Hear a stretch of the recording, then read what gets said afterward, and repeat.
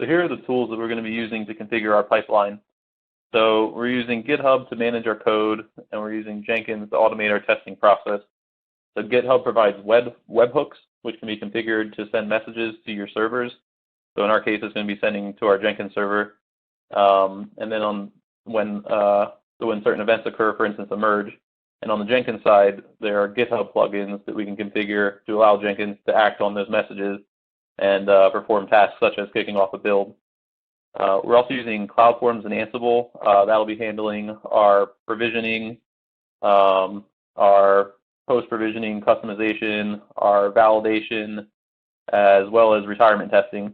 And so this will do the full lifecycle provisioning, and this will ensure that nothing has broken from our changes. We're also using Ruby. So the Ruby script is used to call the CloudForms API to begin the end-to-end testing. So while we use Ruby, this could be anything. You can use any language you want. You can even use an Ansible playbook here. And so it's being called from a Jenkins pipeline. And so the Jenkins pipeline basically defines the steps that we want to take when we trigger a build. And so one of those steps here is calling the Ruby script.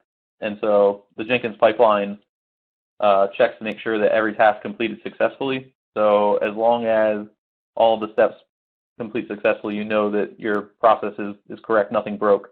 And so again, the whole point is we're using all these tools together to automatically test the provisioning process to make sure that when you make a new code change, that everything still works. All right, so here on this slide, we have an example of what the provisioning infrastructure could look like. So as far as the demo that we're going to present later, this is a pretty accurate representation. So on the left side here, we have the user request. So this could be coming in from anywhere, really. In our example, it's coming in from our Jenkins pipeline. So if you have a different CI/CD tool you want to use, that's fine. This could also be web, front end like ServiceNow. This could be anything, but again, in our case, it's coming from the Jenkins build process. So the request comes in. CloudForms does some pre-provisioning stuff, so it gets the provision request ready. Once it has the provision request ready, it sends it over to Rev. Rev will provision the VM, and once it's done provisioning the VM, it'll let CloudForms know that it's done. And then CloudForms will move on to its post-provisioning task. And so and our post-provisioning task is calling out the Ansible tower and executing a job template to configure the VM. And so everything here, all your CloudForms, your automation methods, any of your custom content there, your Ansible tower playbooks, all of it's being managed in Git. That way you have your infrastructure, being stored as code, so you can manage everything in Git. And so here's an example of what the whole process could look like. And so here we have 3 stages. You may not have 3 stages, and you may not need a QA stage, or maybe you do. But the idea is just an example to give you an idea of what it would look like. So you have a product. Your users are using the product. Someone has an issue, so they open an issue. And we're starting in the upper left here. So once the issue is opened, a developer will then assign it to themselves. At this point, they'll create a branch, a feature branch for them to do the work in. Once they're done working on the issue and they feel confident with their changes, they'll make a pull request to have their code merged into the dev branch. At this point, there will be a code review to make sure that the code adheres to any standards or practices, that there's nothing obviously wrong. And if it passes the code review, then we're ready to merge the code into the development branch. So at this point, we can delete the branch, the feature branch, that's no longer needed. And as I discussed before, the merge will kick off a Jenkins build. And so at this point, it'll test the provisioning lifecycle end to end. And if everything works, then that means your code change hasn't broken anything. So you should be all set. So now we're ready to move on to the next stage, which is the quality assurance stage.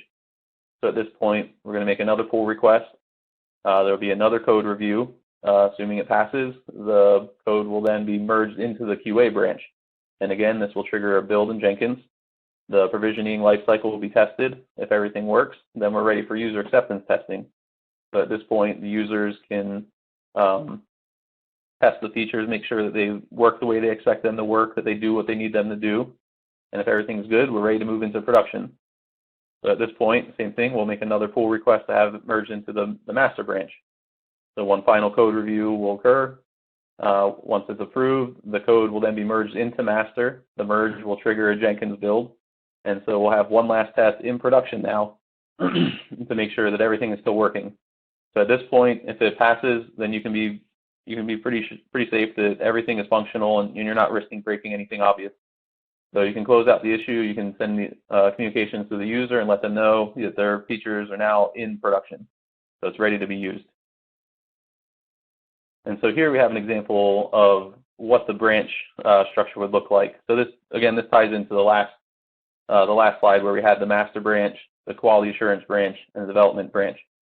And so at the beginning, like I said, you start with the developer picking up the issue and opening up their own feature branch. And so that's down here in the lower right. So the developer would work on their feature branch again, and once they're done, you push the code up into development.